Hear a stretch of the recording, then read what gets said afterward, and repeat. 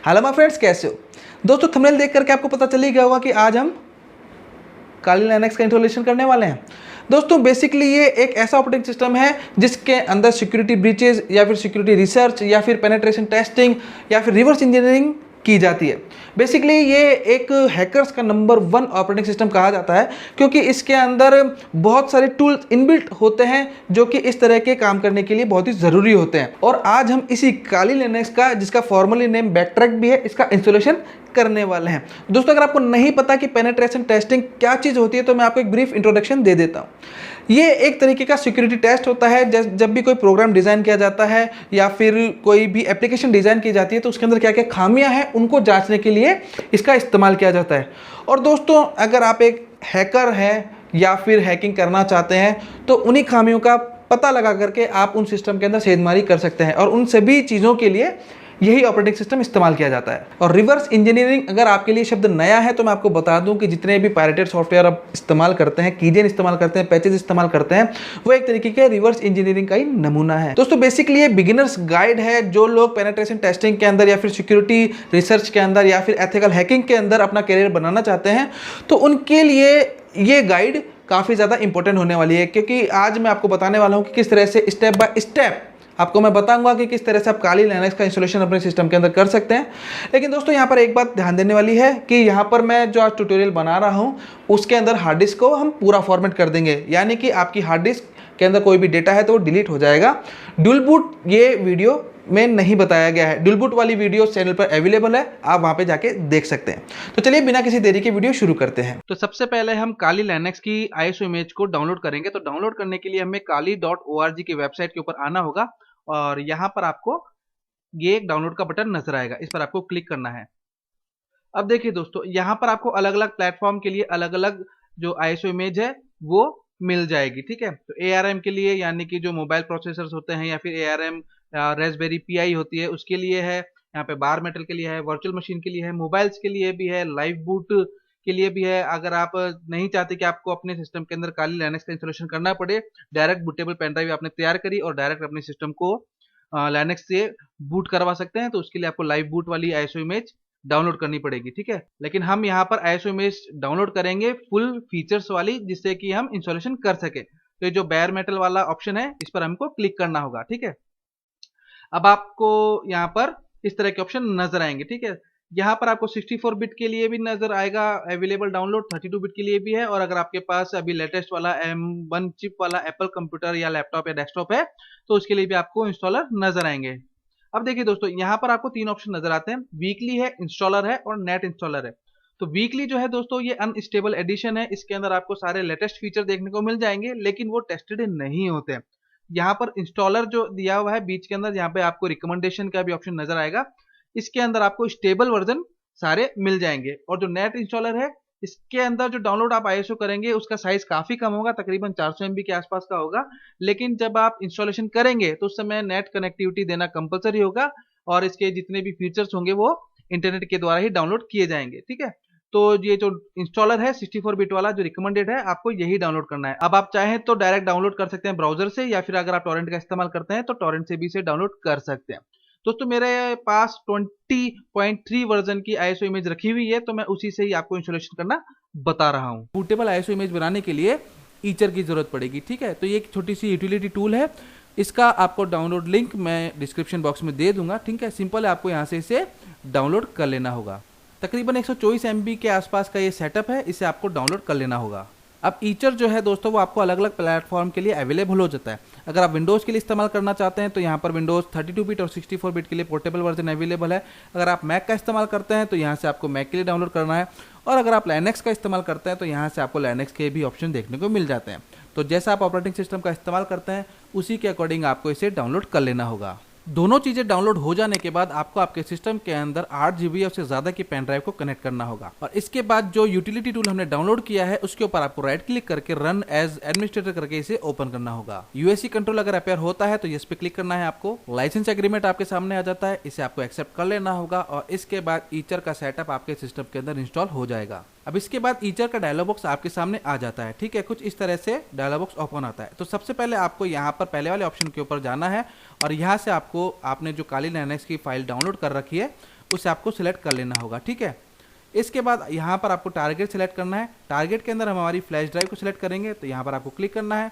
हमने यहाँ पर जो हमारी पेन ड्राइव को लगा रखा है इस पर आपको चेकबॉक्स पे टिक कर देना होगा। ठीक है, और इसके बाद सेलेक्ट पे क्लिक करना होगा और इसके बाद सिंपली आपको फ्लैश पे क्लिक करना होगा। आपको ध्यान रखना है कि आपकी पेन ड्राइव के अंदर कोई भी डेटा नहीं होना चाहिए। अगर कोई डेटा हुआ तो वो डिलीट हो जाएगा। अगर यूएसबी कंट्रोल अपेयर होता है तो आपको येस पे क्लिक कर देना है।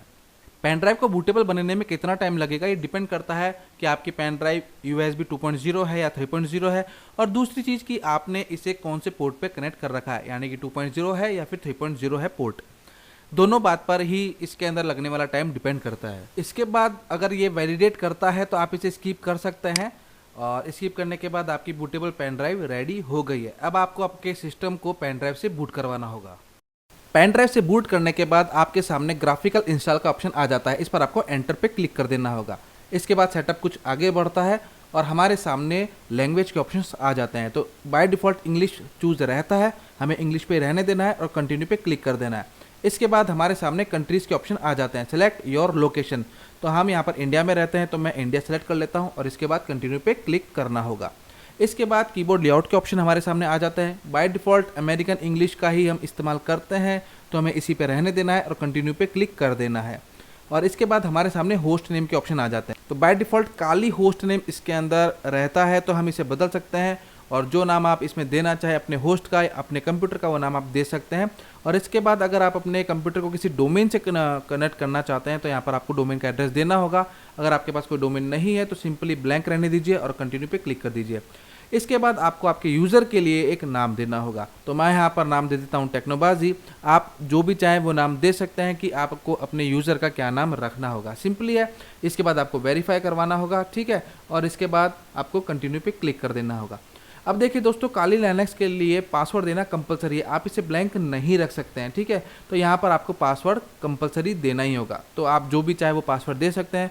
पासवर्ड के अंदर मैं आपसे रिक्वेस्ट करता हूँ कि न्यूमेरिक, अल्फ़ाबेटिक और कोई ना कोई सिंबल आपके पासवर्ड के अंदर होना ज़रूरी है। मैं आपको सिर्फ डेमोन्स्ट्रेशन दिखा रहा हूँ, इसलिए मैं यहाँ पर एक सिंपल पासवर्ड रख देता हूँ। शो पासवर्ड इन क्लियर पे टिक करके आप पासवर्ड चेक कर सकते हैं कि जो भी आपने पासवर्ड टाइप किया है वो दोनों जगह सही है या नहीं है। इसके बाद आपको सिंपली कंटिन्यू पे क्लिक करना होगा।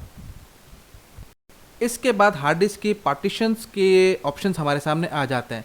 तो मैं यहाँ पर बिगिनर्स के लिए गाइड बना रहा हूँ, तो हम यहाँ पर सिर्फ और सिर्फ यूज़ एंटायर डिस्क का इस्तेमाल करने वाले हैं। वैसे तो हम मैनुअल का भी इस्तेमाल कर सकते हैं, लेकिन दोस्तों मैनुअल एडवांस यूज़र के लिए हो जाता है। जब हम ड्यूल बूट तैयार करेंगे या फिर हम कुछ एडवांस लेवल पर इसकी मैं आपको एडिटिंग बताऊंगा, इंस्टॉलेशन बताऊंगा, तब हम मैनुअल का ऑप्शन का इस्तेमाल करेंगे।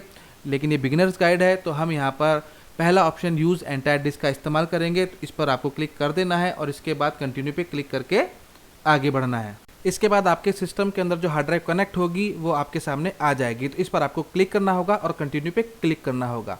इसके बाद आप यहाँ पे देख सकते हैं कि all file in one partition का ऑप्शन आपके सामने आ जाता है, जो कि रिकमेंडेड बताया गया है नए यूज़र के लिए। अगर आप होम पार्टीशन सेपरेट स्पेस देना चाहते हैं या फिर आप अलग अलग फंक्शंस के लिए अलग अलग पार्टीशन डिफाइन करना चाहते हैं तो आप नीचे वाले ऑप्शन पे क्लिक कर सकते हैं। लेकिन हम यहाँ पर फ्रेश इंस्टॉलेशन करेंगे, रिकमेंडेड यूज़र के लिए करेंगे, नए यूज़र के लिए करेंगे। तो all file in one partition का ऑप्शन को आपको चूज़ करना होगा और इसके बाद सिंपली आपको कंटिन्यू पे क्लिक कर देना होगा। इसके बाद जो भी हमने समरी तैयार की है, जो भी हमने ऑप्शन चूज़ किए हैं, उनकी एक ब्रीफ समरी आपके सामने आ जाती है। आप इसे चेक कर लीजिए और इसके बाद सिंपली आपको कंटिन्यू पे क्लिक करना होगा। अब इसके बाद ये आपको लास्ट बार पूछता है कि write the change to the disk. इसके बाद आपको यहाँ पे येस पे क्लिक करना होगा और सिंपली कंटिन्यू पे क्लिक करना होगा। इसके बाद सेटअप का प्रोसेस कुछ आगे बढ़ता है और डेस्कटॉप एनवायरनमेंट के ऑप्शंस आपके सामने आ जाते हैं। तो यहाँ से आपको चेक कर लेना है कि आप कौन सा डेस्कटॉप एनवायरनमेंट अपने लिए चाहते हैं। जीनोम चाहते हैं, केडी प्लाज्मा चाहते हैं, या फिर आप काली लिनक्स के जो एडिशनल टूल्स होते हैं वो भी इंस्टॉलेशन के टाइम पर ही अपने सिस्टम के अंदर अगर इंस्टॉल कर लेना चाहते हैं तो इन सभी के ऑप्शंस आपको यहाँ पर नीचे देखने को मिल जाते हैं। तो आप अपने अकॉर्डिंग डेस्कटॉप एनवायरनमेंट सेलेक्ट कर लीजिए, जो ऑप्शन आपको टिक करना है कर लीजिए, जिसको रहने देना है छोड़ दीजिए और इसके बाद सिंपली कंटिन्यू पे क्लिक कर देना है। इसके बाद आपका सेटअप आगे बढ़ने लग जाता है। इस सेटअप के अंदर टोटल कितना टाइम लगने वाला है ये डिपेंड करता है आपके कंप्यूटर की हार्डवेयर कॉन्फ़िगरेशन के ऊपर। इसके बाद ग्रैब बूट लोडर की इन्फॉर्मेशन आपके सामने आ जाती है। तो सिंपली है आपको येस पे क्लिक करना है और इसके बाद कंटिन्यू पे क्लिक करना है। इसके बाद ग्रैब को कौन से पार्टीशन के अंदर आपको इंस्टॉल करना है वो सिलेक्ट करना है और उसके बाद कंटिन्यू पे क्लिक करना है। इसी के साथ आपका सेटअप आगे बढ़ता है और सेटअप का प्रोसेस कंप्लीट होने लग जाता है। जब सेटअप कंप्लीट हो जाएगा तो इसके बाद आपके सामने इंस्टॉलेशन फिनिश्ड का एक मैसेज आ जाएगा। इसके बाद आपको कंटिन्यू पे क्लिक करना होगा। आपका सिस्टम रीबूट हो जाएगा। रीबूट होने के बाद आप काली लाइनेक्स का एक बहुत ही प्यारा लोगो देखेंगे और इसके बाद यूजर नेम पासवर्ड का डायलॉग बॉक्स आपके सामने आ जाएगा। तो यहाँ पर जो भी आपने यूजर नेम और पासवर्ड दिए थे अपने सिस्टम के लिए वो आपको इंसर्ट करने होंगे और लॉगिन बटन पे आपको क्लिक करना होगा और इसी के साथ आपकी काली लाइनेक्स का इंस्टॉलेशन कंप्लीट हो गया है। अब आप इसे एंजॉय कर सकते हैं। तो देखा दोस्तों, बहुत ही सिंपल स्टेप्स हैं जिनको फॉलो करके आप काली लाइनेक्स का इंस्टॉलेशन अपने सिस्टम के अंदर कर सकते हैं। और सिक्योरिटी के अंदर अगर आप अपना कैरियर बनाना चाहते हैं, एथिकल हैकिंग के अंदर अपना कैरियर बनाना चाहते हैं या फिर आप एक रिवर्स इंजीनियरिंग करना चाहते हैं तो आपको काली लाइनेक्स के अंदर हाथ जरूर आजमाना चाहिए। तो दोस्तों उम्मीद करता हूँ वीडियो पसंद आई होगी। पसंद आई तो लाइक कीजिए, शेयर कीजिए, चैनल पे नए हैं तो सब्सक्राइब कीजिएगा, पुराने तो बने रहिएगा। फिर मुलाकात होगी अगली वीडियो में किसी टेक्निकल टॉपिक के साथ। और हाँ, एक बात और, अगर आप भी किसी टॉपिक पे वीडियो चाहते हैं तो आप कमेंट सेक्शन में मुझे बता सकते हैं। तो दोस्तों आज के लिए इतना ही। Good bye.